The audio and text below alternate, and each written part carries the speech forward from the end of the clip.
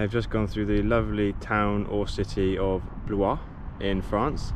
Really nice place, really good cycle paths, very pretty, and a lovely river which I crossed over on the bridge, as you just saw. I've stopped off here to go to a Lidl, but unfortunately it's closed. This happens all the time. There's an Interspot over there, but that's also closed, and it doesn't sell food anyway, but I was just saying. But I think there's an Aldi nearby, and then I will be visiting Chambord. There's a castle there, so I might film some of the castle, and then I'm going to camp in the forest again. Bye.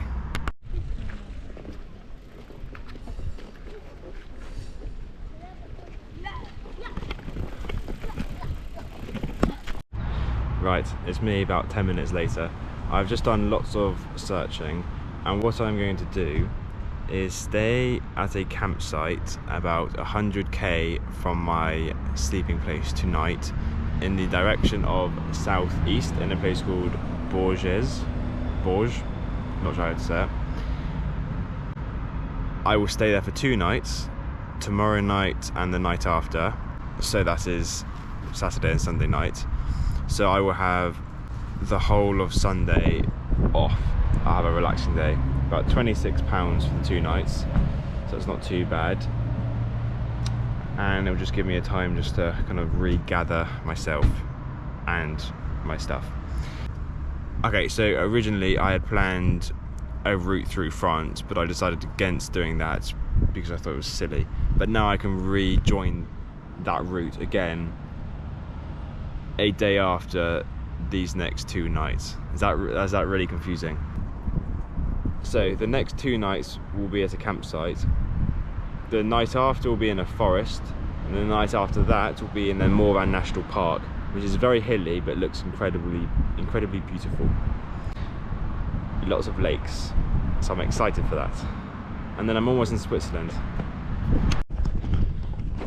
Hello. Saw the castle. It was a very nice castle despite being in construction.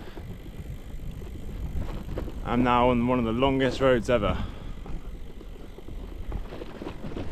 This is, I don't think it's the Chambord forest, because that you can't really go in, it's locked off.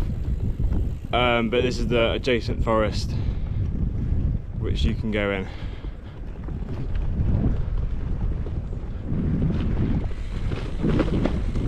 That'd be a nice place to stay the night. And I'm heading for, so we'll see what that's like.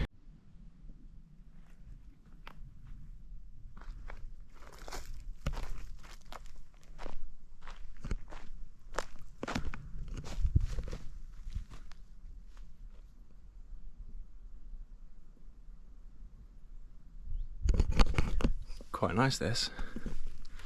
It's very quiet.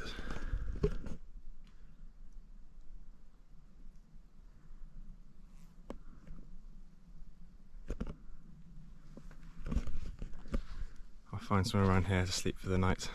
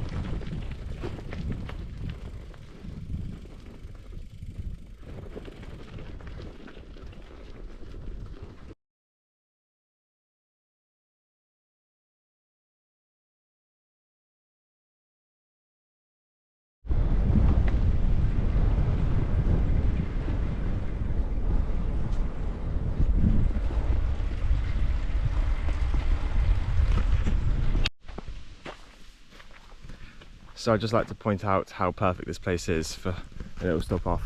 Just come down this lovely cycle lane with a canal or a river next to me, and we have a bench, a bin in the shade right next to sunlight so I can charge all of my batteries. And as I was just about wanting to stop as well, I was looking out for a place, so came perfectly. The Canal du Berry.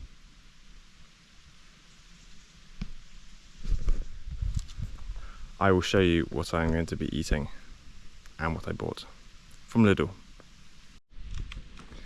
So here it is, a lovely baguette. I did buy 3 pastries in there. They were still warm when I picked them out. I also got an apple, a banana and 2 litres of water, all for £3. And down there you can see my battery pack charging.